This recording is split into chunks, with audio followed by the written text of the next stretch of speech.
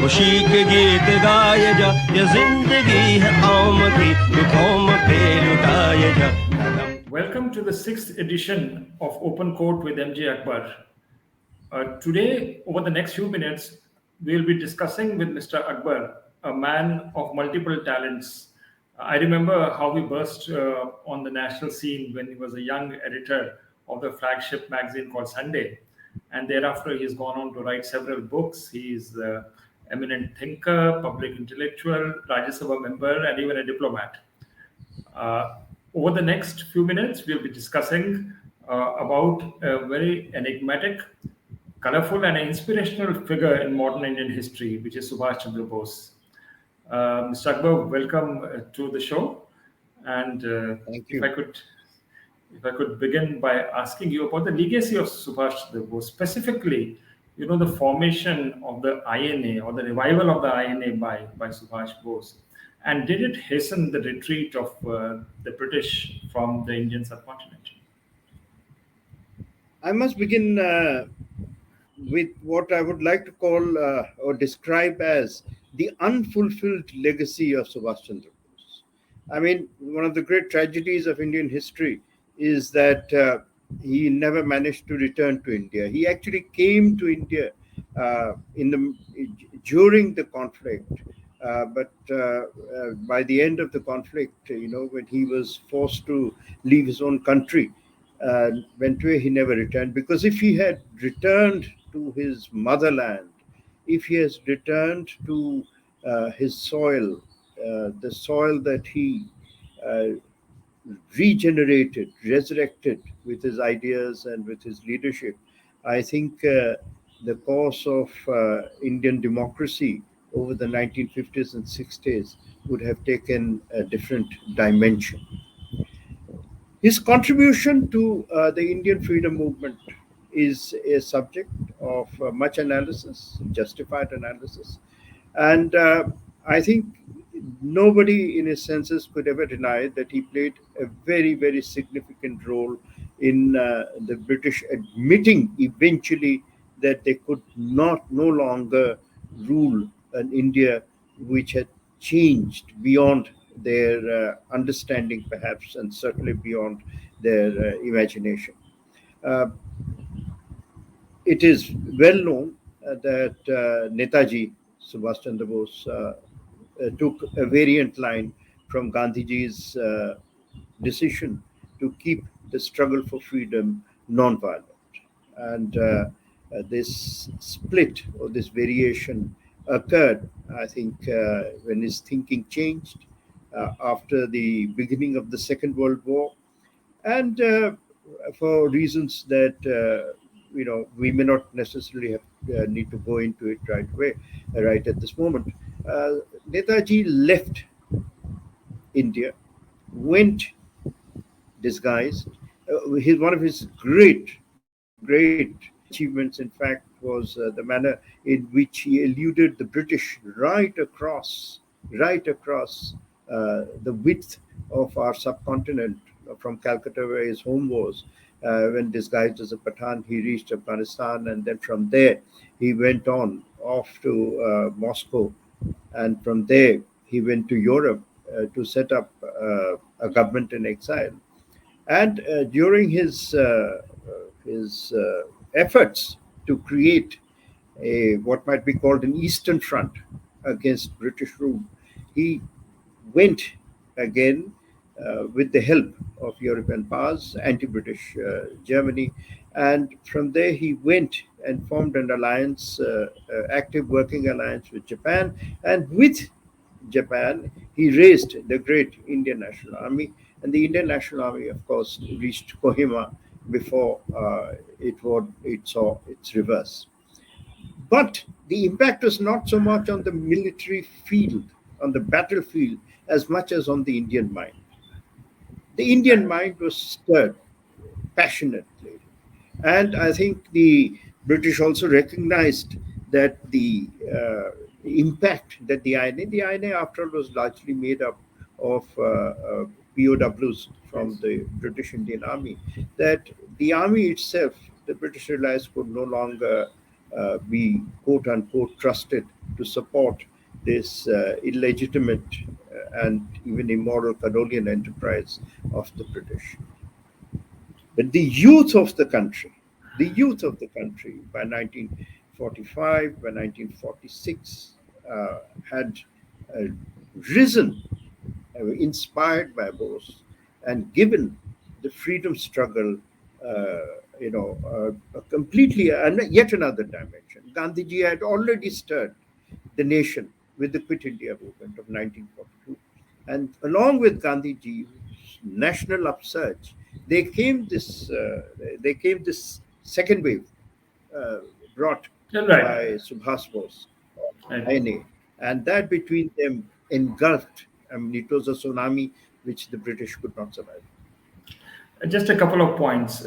You mentioned about his visit from as disguised as a Pathan down to Moscow, and from Moscow, then he goes to Germany. Now, there's an interesting bit between Germany and Japan, how he managed to reach Japan via submarine and reach Tokyo. So the Japanese were already aware of his nationalistic fervor and the role he might play in the struggle against Britain, because we're talking in the context of the war. Well, that is well known because the Japanese were keeping a very close eye on India, obviously, and there were many revolutionaries and those who had fought the British who had taken sanctuary and succor in Japan, not least of them being Rashbihari Bose. Yes. So the Japanese were fully aware. Plus, the Japanese were present in Southeast Asia. I mean, the Andamans, the first part of India to be liberated, was the Right. Andaman Nicobar Islands. And Subhas Bose set up a government in exile there. Or it should not be called a government exile, I'm sorry. It should be a government on our own national soil. So, And that's right. yeah. So he was. So They were very well aware. you talked But the about the impact of the INA was also very much, Atul, yeah. on it doubly and triply reinforced the message of Hindu Muslim harmony, Hindu Muslim Sikh, I mean, Isai, what the old, Amazing. of all communities together, united together, and therefore impregnable against British power. The British had survived because they had managed to keep Indians apart. And now the ability of Gandhiji and Netaji to unite the country in such a remarkable way uh, gave the British the true taste of what united India's strength uh, would be like. And Absolutely. they knew after that that they could not last another day. Was there another factor apart from the fact that the unity which you talked about, that India now is ungovernable? There's also in 1946 the so-called uprising, not so-called, the uprising of the Indian Navy, for example. Was this the last straw which broke the camel's back? That militarily too, the British could no longer hold up, and if they continued, there would be a massive revolt Yes, inside it India was. after. Yes. I mean, all these uprisings, the word that you used, and all these volcanic, all these upsurges against the British were basically a manifestation of the same reality that had gripped Indians. And that reality was the reality and recognition that colonial rule was not going to be accepted. You know what, it has been said very often, correctly so, that Gandhiji's true contribution to the Indian freedom movement was not freedom from the British. It was freedom of the Indian mind from fear of the British, which he achieved. In successive stages, beginning with his non-cooperation movement in 1920, with the Salt March, and then the second, uprising, and then with the Quit India movement, and now with the Subhas Bose, the fear was completely abolished. India could prove that it could fight in a non-violent way, and India proved that it could mobilize even on the military battlefield if required.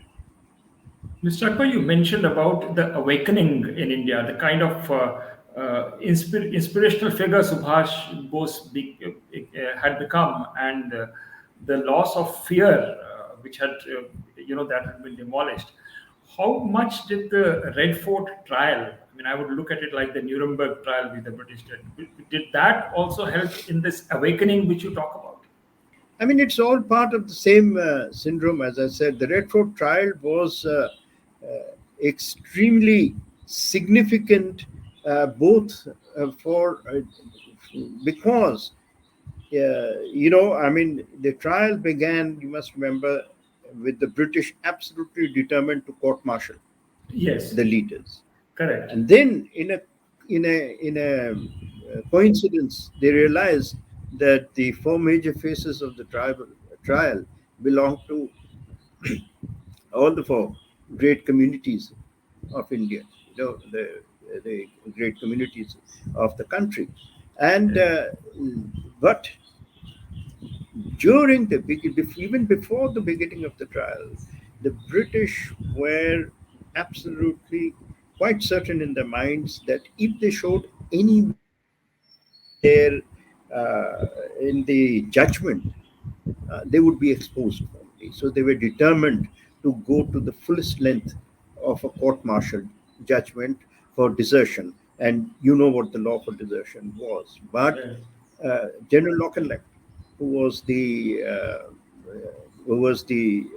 army chief, the last British army chief, he made it very clear to Wavell, Lord Wavell, the second last viceroy, that if they went ahead and awarded that judgment, there would be an explosion in the British Indian Army. And therefore, Right, the British held their hand. And right. therefore, we realize the strength of what Subhas Bose had achieved in the INA trial, through the INA Absolutely. trial. Through the INA trials. About how the Indian National Army was a symbol of the unity of India. Uh, do you think there was another angle to it in terms of the role of women, which Subhash was leveraged in the INA? There was a Rani Lakshmibai Brigade which was created. So this idea of a progressive India, you think Subhash Bose was the epitome of that? Well, of course, Subhas Bose was part of a freedom movement which had always recognized the great importance of gender empowerment. So, I mean, Gandhiji encouraged as many women as Netaji, of course, but among Gandhiji's ablest lieutenants, all the time there is a galaxy of women. But what Subhas Bose did uniquely, and this is where is the innovative element, which is that Subhas Bose, Netaji, put women in the fighting ranks of a military expedition at a time when nowhere in the world, forget India, when the Europeans and the Japanese and so on were actually indulging in gender inequality, or they thought that women were not really ready to fight a war. But Subhas Bose, no, for him, they were as much part of the war effort as men. Could you develop on this point which you made that the Gandhi and Subhash Bose were two separate currents which merge into India. So, in the sense, there was no contradiction between these two currents, and ultimately going for the same cause. Uh, Sri Aurobindo famously used to say, "Joto mot toto pot." That means, uh, however many views there are, as many are there paths, but the objective is the same, the horizon is the same. We are all moving towards God. So, in this case, to use the same metaphor in the context of India's liberation, There were many paths towards freedom. And Gandhiji, by the 1940s, Gandhiji and Netaji represented slightly different paths towards the same objective, which is the great objective of India's freedom from colonial oppression. Critics say that because Subhash Bose was, in a way, taking help from the Japanese militarism and German fascism, in a way. So, in a way, while he was fighting British imperialism, was he also, in a way, indirectly promoting these negative tendencies? Like, would he have inadvertently brought these ideologies of fascism and militarism into India had he succeeded? Or you No, reject this the is notion? this is completely. I think this is a highness accusation, and Yeah, I know. this kind of point can only be made. I mean, not. I'm not referring to your. You're only raising a question, but those who make this point are people who are ignorant and have not read what Subhas Bose either did or what he said. Whether he wrote in his books in Indian inheritance or whether what he said in his broadcasts and what he said made very clear.